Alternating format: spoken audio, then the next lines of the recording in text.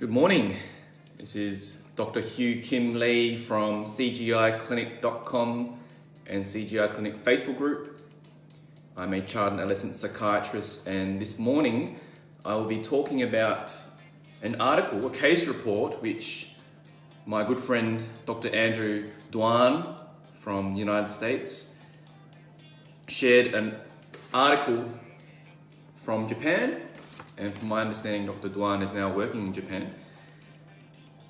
And this case report discusses attachment disorder and early media exposure, and how, in this case report, the symptoms of autism spectrum disorder were mimicked in a child who was 5 years old after they were exposed to a lot of digital media. And just to sort of set the context up, as a child psychiatrist, I often, when I attend parties and things like that, people do actually ask me, Kim, what do you think? Is my child on the spectrum? And I think it's a great thing that people are becoming more aware of the importance of early intervention in autism, and detecting early and intervening early, because now we have in Australia the National Disability Insurance Scheme, the NDIS, which provides services for children needing early intervention. Now, when I'm at these parties, as a psychiatrist, it's extremely difficult to give an on-the-spot diagnosis, but every now and then I'm at a barbecue and I'm looking and I'm making observations. And in this one example, and just to make it clear, it's impossible to diagnose someone with autism spectrum disorder clinically at a barbecue, but this one example, I said to my friend, you see your child, they're playing by themselves on a smartphone, and the story is the sibling of the child who they were worried about, the sibling, not the child themselves, the sibling was on a device. And I said to my friend, remove the device, the sibling will be forced to play and interact with the child that you're worried about, and then see what happens. If you're still worried, get some help. Go to your GP, get an assessment. Months later, this child is flourishing now that the sibling and the children are now playing with each other more, and the parents have now changed their parenting style to limit digital media exposure. And these children were of early primary school age, preschool age. So, I've seen it myself out in the general setting, but in the clinical setting, it takes time, it takes assessment in different environments to make an assessment of autism in a child. And often I get questions whenever I give a talk, whenever I'm speaking to parents. I even went to Japan, and people are interested in the links between autism spectrum disorder and gaming disorder. Such a big link. And when I've spoken to autism pioneers, people who created a lot of the knowledge that we know now about autism, for example, I met Gary Mezebov, who's from the United States. He's an autism pioneer. I met him in Singapore, and I went up to him and asked him, Gary, what do you think about the link between children on the spectrum and internet games? And he told me, look, children find that the online world makes sense to them. And I think that's true, because the online world, you don't need to read facial expressions, you don't need to make eye contact with anyone. but you can get that feeling of being connected to others, that social connection. So back to this article. This article was written in Japan, and it talks about essentially a 5-year-old child who, on the Childhood Autism Rating Scale, or the CARS, which is a globally used tool to diagnose autism. This child essentially scored in the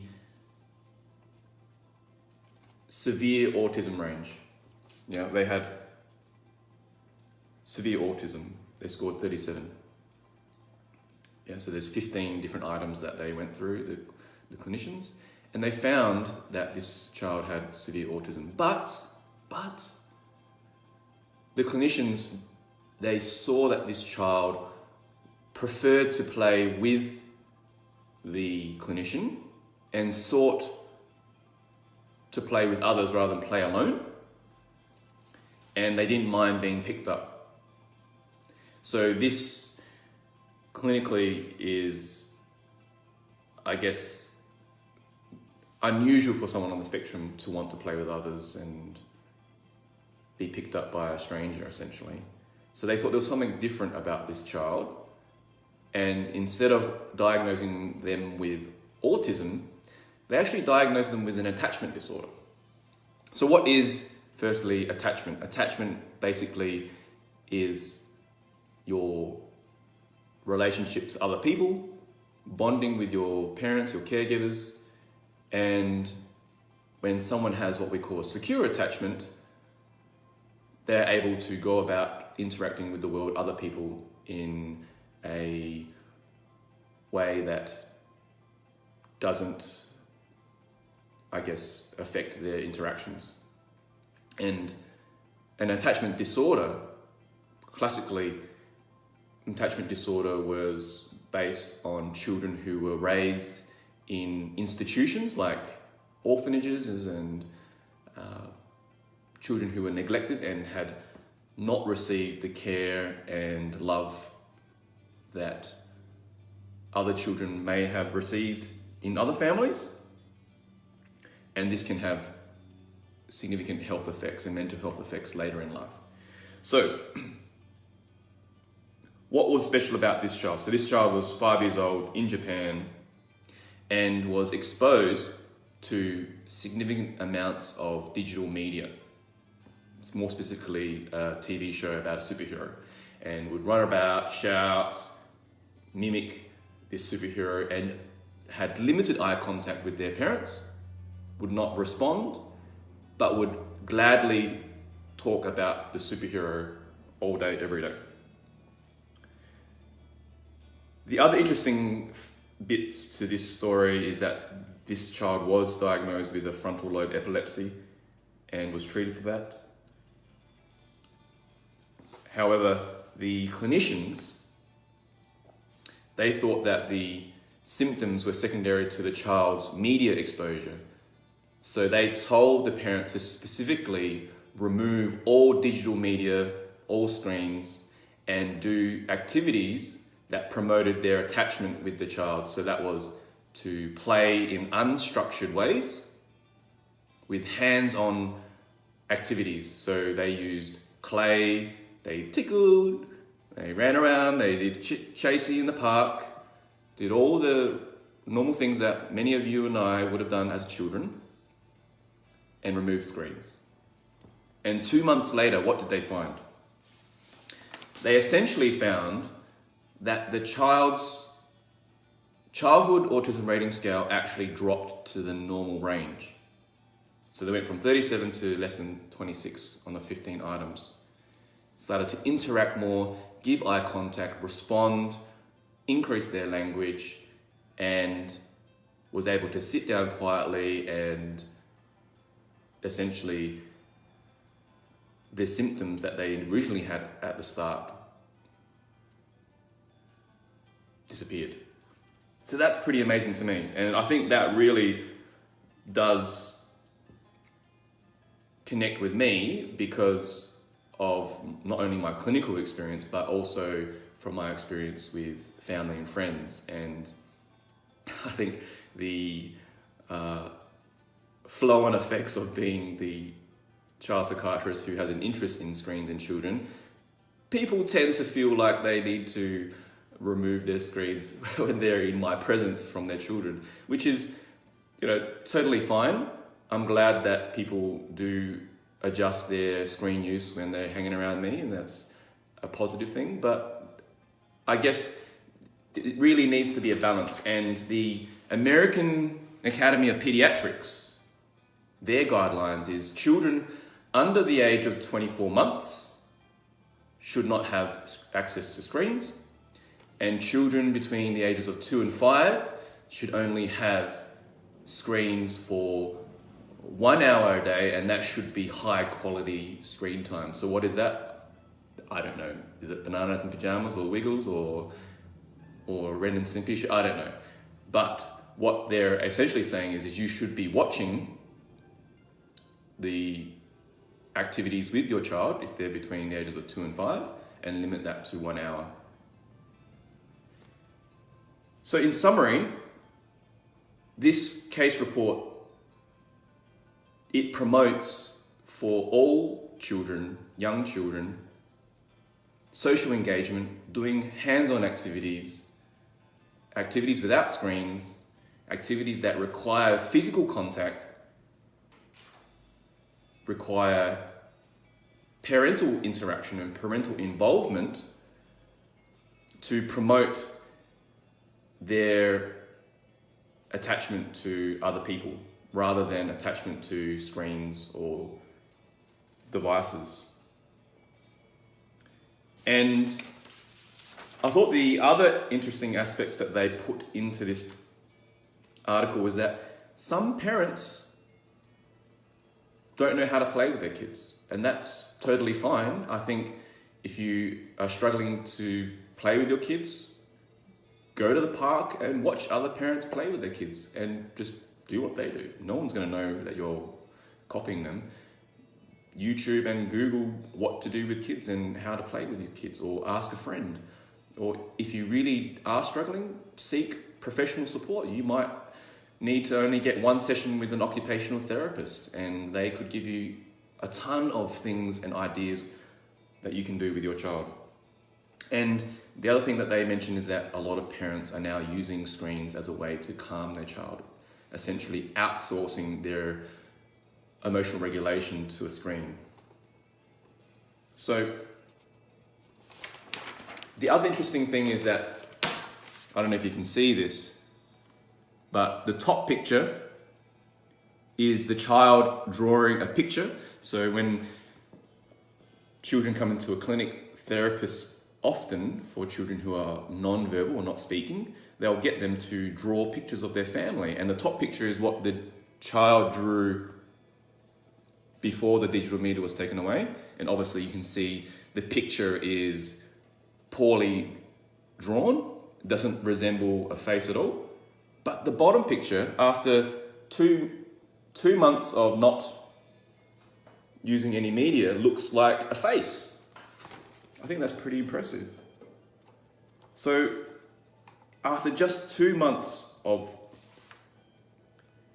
abstaining from digital media actually made a huge impact on a child. If they were in Australia, they might have received a diagnosis of, technically it's a condition that is a lifelong condition and disability that would receive services that cost a lot of money. Yeah.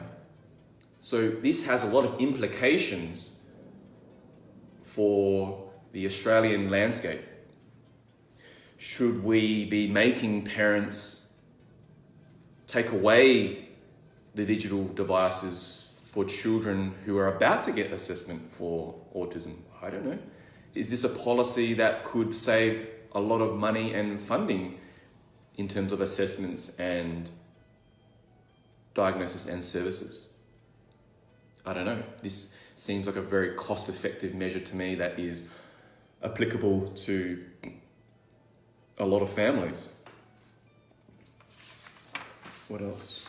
I think it's just a really interesting, again, it's a case study. It's not a formal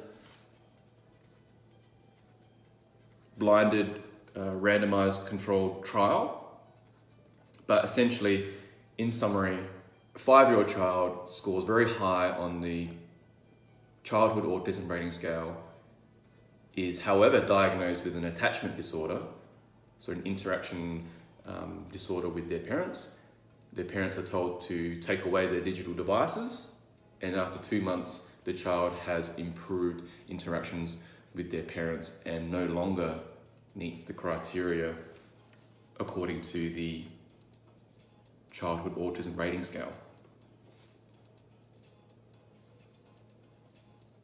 And the activities that the parents did with their 5-year-old child was to do more interactive play, hands-on play, unstructured play, meaning if you take your child to a sandpit, for example, instead of building a magnificent sandcastle and teaching them how to do that, you observe your child what they're doing and let them take the lead in terms of playing in the sand. They might be building something and you might be building alongside them or building with them, but you let them essentially take the lead. So my name is Dr. Hugh Kim Lee from cgiclinic.com. Thanks so much for tuning into my Saturday morning Facebook Live. I often do these at this time because it helps to stimulate a discussion, it helps to reinforce papers that I'm reading, and essentially it helps you and the community to increase awareness on the potential negative effects of digital media, online games, and is just fun. I just enjoy doing these. So thanks again for tuning in. My name's Dr. Hugh Kim Lee. Thanks again. Have a good weekend. Bye.